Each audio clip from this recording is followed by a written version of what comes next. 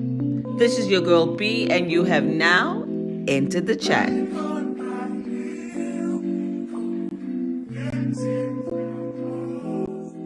Hi, guys, and welcome to another episode of Enter the Chat with your girl B. Today, we are talking to someone very special who I hope you're going to learn a lot from. Her name is Thembisa Luthuli, and she is the author of Healing Money Trauma, Gateway to Wealth, and she is a financial specialist with Sanlam. Hi, Thembisa, welcome. Hi, Rugby. How are you? I'm good, thanks. How are you?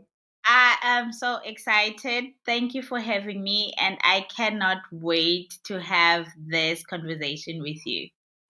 Okay, Timpisa, let's just start straight out of the gates with this title of this book because it is a title, Mm. babes. Healing money trauma. Like what? Okay, let's take it back. What does money trauma mean? What does it mean? Hey B, it was such a journey when I was writing this book. So at the beginning, it I did not understand. I did not have the financial trauma or money trauma as a word, but I did understand that there is something beyond us handling money, and it's more than just can't budget, I can't save. It was more than the physical engagement that we have with money. And as I did my research on why sometimes, even when we have the knowledge, I as a specialist, I would have the knowledge. I know I have to save. I know I have to invest, but I'm still not doing it because whenever I have money, something tells me that either I should buy an expensive bag or I should buy an expensive shoe, although I still do have more bags and shoes. So when I did my research, I then realized that our senses always give us triggers or give us warnings in terms of how we'll relate with money. And that is based on the past experiences that we've had when it comes to engaging with money, and that can be defined as trauma. It can be traumatic experiences, it can be traumatic words or conversation that we've heard about money. It could be sentences that we were told when it comes to money that creates those traumas. And as we grow and we get to a point we are able to engage with money, those triggers come out in our financial behavior. Wow, that is so incredibly interesting. I've never actually heard someone speak about money in that way before. I really, really love that. So, you were saying that people can be triggered by money. So, Mm. it's funny because I know what my financial traumas are now that you've said it. Like, I know very well what they are, but Mm, I don't know unless it happens what my financial triggers are. So, mm, how would you sort of figure out, what is a financial trigger? Is it maybe not being able to pay your bills this month? Is it someone saying something about, I should be investing and I'm not investing enough, so I'm triggered? Like, what, how would you be financially or triggered, basically? okay. So with financial triggers, they can come in a different ways, in a lot of ways as well. It can come through other people spending their money. Because you have been Okay. so wounded or you've got a certain trauma, when somebody else spending their money in a way that you feel or you think is wrong, it gets to you as a trigger.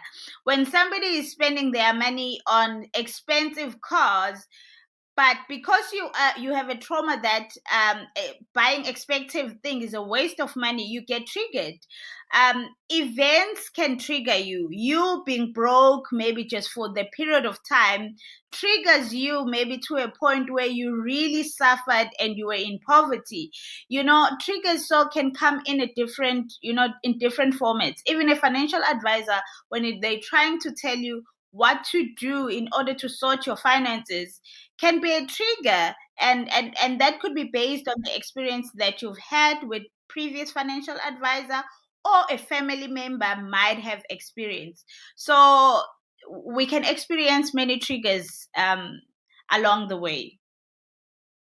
That is so incredibly interesting because, one, I know now, I understand that people are triggered by certain things that I do with my money, right? And I can see how I'm triggered by people spending their money in a different way than I would. That makes so much sense now. Oh my goodness, you've blown my mind. Okay. So, talking about those triggers, so one of my things that people are triggered by is the fact that I travel a lot, right? They always sort of like coming to Mm. me sideways about, why do you travel so much? Da, da, da, da. And I'm like, because I love it. So for Mm. me, I wouldn't buy a designer bag. I would rather go on a trip, right? So that, I guess, is what my rich life, for all intensive purposes, would look like to me. My rich life would Mm. be, I travel, I work at leisure, I take extended breaks, I build a team to work for me. That sort of thing is how I imagine my rich life to be. What does a rich life actually look like? What is it supposed to look like? Is it supposed to be different for all of us? Is it supposed to be the same? Is one of it bad? Is one of it good? Like, how do you explain someone's rich Rich life? life. That's Yes, very interesting, B, because I want to share the fact that we actually get to understand how we interpret rich life or wealth through our senses. Our senses actually tells us that when you smell something, there is something that tells you, oh, okay, you've made it. When you touch a certain thing, sometimes you feel like, oh, I am rich. When you hear a certain sound, for me, there is a certain bed that when it makes a noise, there is a sense of calm that I've made it. That is because there is a sense of trauma that I've heard. For me to be rich was to live in forestry places, and there's that bed, and that means for me I've made it. And for you, traveling is probably your sense of feeling, just being away from your normal space, and that means rich for you. So to answer your question, rich life or being wealthy is individualized. It's subjective to each person, right? There is no cut in a stone definition of, if you are rich, you're supposed to have a car first, a house, and so much. You get to define your rich life as a person. But because we are the society that has been so financially traumatized, we are wounded. We have sort of set a yes, standard for everyone. So when B is actually traveling, trying to experience her rich life, we judge her because we think yes. being rich is having 150,000 bag, is having a 1 million car, which is not true. Got you. Oh my word. I absolutely love that. That is insane. Okay. Okay. You are just like, I just want to bottle you up and like take you home with me. This is so freaking interesting. Okay. So now that we sort of know that, okay, everyone's rich life is defined by maybe your experience, right? Mm, So that's how you tailor your rich life to yourself. mm. How do I take what my rich life is and drive the way that I engage with my credit and manage my credit? Like, how can any person do that? So say, if it's not me, if it's someone who maybe wants a 10 million rand house, or let's say 2 million rand house, that's maybe a little bit more, maybe a 2 Mm. million rand house, a 500,000 rand car, but they still, that's how they envision their rich life. How would we engage and manage our credit with our different like outlooks on our rich life? Yes. That's a very good question, and again, it goes back to the society standards that have been created and the trauma that we have. Most of us have been told standardized debt is bad, so debt or credit have been categorized as one of the bad things, and we have not been told the good side of debt in such a way that actually when I, Thembisa, envision my rich life to having a stable home for my family, to having a car that we can travel in, I basically cannot afford to buy that in cash. And in actual fact, there are credit facilities that I can access and manage well to be able to move to the level that I want to reach. So the first step that is very important when it comes to credit and aligning it with what you want to achieve is first define what you want to achieve, not what the society is saying you should achieve.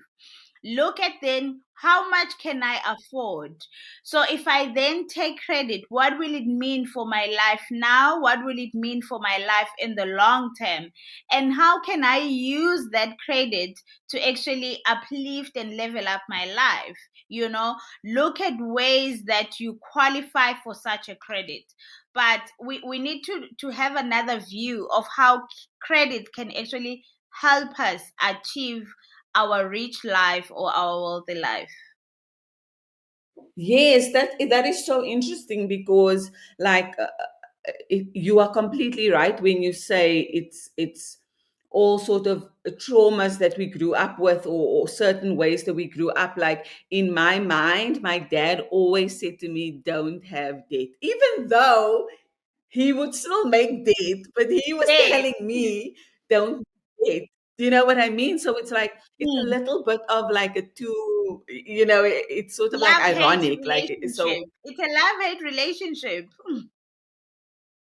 correct. So now it's like, okay, so I mustn't make debt at all. Like debt scares me, but it's like I need to buy a car, and Yeah. I'm a female. I'm alone. I can't buy a cheap car. I have to buy a more Yeah. expensive car. But then I'm like, Hmm. I can't buy that cash. And then my brain is so like I'm like, so what do I do? I'm scared to buy a house because that's a massive debt. And then I Yeah. really am in debt, and then I'm in debt for the next 20 years or whatever. And yeah, so how does someone navigate those feelings? Is it speaking to someone like you? Is it getting a wellness coach? Is it getting a credit solutions coach? Is it finding a psychologist? Like, is it all of the above? How do we deal with our traumas, money traumas? Okay.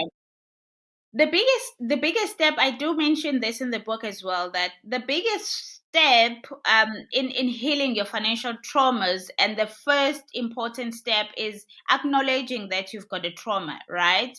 Acknowledging that you are aware that there is a problem, and the following step, whichever they are, and in whichever sequence, become easier, because once you acknowledge that I've got a problem, I'm scared of date, but I actually need a date. The next step would be, what exactly is my trauma? What exactly is my problem? And where does it stem from? And if you can't figure that out yourself, then we say, go see a professional. And a professional could be somebody who is a financial planner specializing in coaching like I do, who understand the emotional and human side of money. But also you might need additional Yeah. help from people who understand how debt work. So the debt counselors, people who work with credit specialists, who will tell you and put you at ease on how actually debt work and how it can help you level up your life. So at the end, it's all about being aware, acknowledging you've got a problem, then finding professional help. I mean, that is just so beautifully put because I think that we as a society, and I don't know why we do it, but I think we shy away from our money issues. Like, as soon as we know that we're in debt, it's almost like we put our head in the sand and we're like, no, we're not going to talk about, we're not going to look at the problem. Whereas, Mm, like, even if you do something as simple as acknowledge that there's Mm. an issue, then you can take steps, no matter how slow those steps are, because it's not like a, oh, my life is over, Over. like that's Yes. like maybe.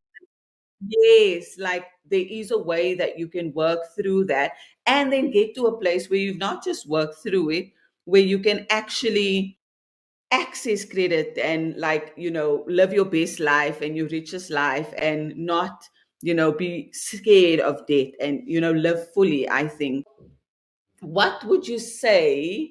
And I think maybe you've answered this question already, but what would you say is the difference between people who manage to build using their credit access and those that spiral into debt? Like, what is the difference between those people? Is it a generational thing? Is it the thing where they've acknowledged and they're working through it? What's the difference? Because I feel like we can all be the people who manage our credit well, but why are there certain people who are spiraling? Okay, B. It's a combination of a few things, right? Some of the factors can avail themselves more than others, or can then show themselves more than others. But there are few factors that differentiate between people who knows the value of credit and can take credit, then manage it well, and those who don't understand the value, they take credit and it spiral out of control. They find themselves in debt. The difference between the two is the fact that the other group, which do not know, they always take credit without knowledge of what do I want to do with this credit. So it's lack of knowledge, which sometimes can be ignorance, but also it can be the intergenerational transfer of wrong knowledge, right? So if you grew up in a space where you've been told certain concepts about credit, you will eventually action that while it's wrong information. Then there is a borderline between not being able to manage oneself. So if you don't have discipline, if you don't have the right habits, it can differentiate you between a person who take credit for the right reason and they are able to maintain their repayments in time, correctly, and meet their obligation, while you on the other side might take credit, and when things go wrong, you neglect your obligations, then find yourself not able to maintain them. Got you. That makes absolute complete sense. And is there a way, sorry, I mean, it's just so interesting. I just want to touch on it. Is there a way for those people to change, or is it like it's just your personality and you can't, like, is Okay, it B. something you can So work on? So there is no problem that has no solution. That's my belief, right? And there is no action that can never be changed. If you commit into change any behavior that you don't like, you have the power to change that. So at first you'll need help, yes, to be guided through on what to do, but you can always change. So whoever has a problem with financial behavior, they can't manage their finances, there's always a solution. The main thing is commitment from your side. You did mention that there were people who were sort of at a crossroads, um, or not at a crossroads, at a certain junction where it was generational and it was sort of, learned behavior, or I can't remember exactly what you said. I think so. So for those people, because I would fall into that category, right? So asking for myself, how does generational influence play into that role, and how can you break it? Because I think I'm at a point where I'm trying not to repeat family money patterns, but never realized before that there was an issue with the money patterns. But Mm.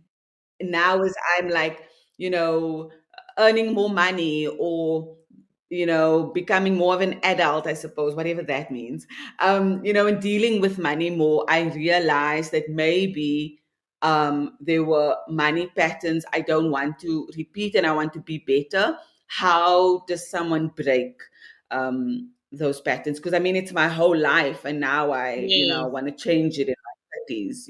That's not Okay. easy, I suppose. That's a very good question, B, because for every generation, we've got a responsibility to impact what we want to see in the next generation. So definitely, we can Yes. break any generational pattern that we do not like to see. But you cannot break something that you do not know and haven't recognized and haven't evaluated its impact in your life, and if you want to continue with it or leave it behind. So I'll make an example. Most of our families, they've never talked about money, right? So you need to sit down and say, Mhm. money conversation has never been happening in my family. Was that a good thing? Did Do I like that? How did it affect my life? I'm at a position where I can't even have a conversation about money with my friend. Is that what I want to see with my kids, with my family? If the answer is no, you start changing that immediately. You start having conversation about money with your father, with your family, with your sisters. You change the whole thing. Do exactly the opposite of what you do not like.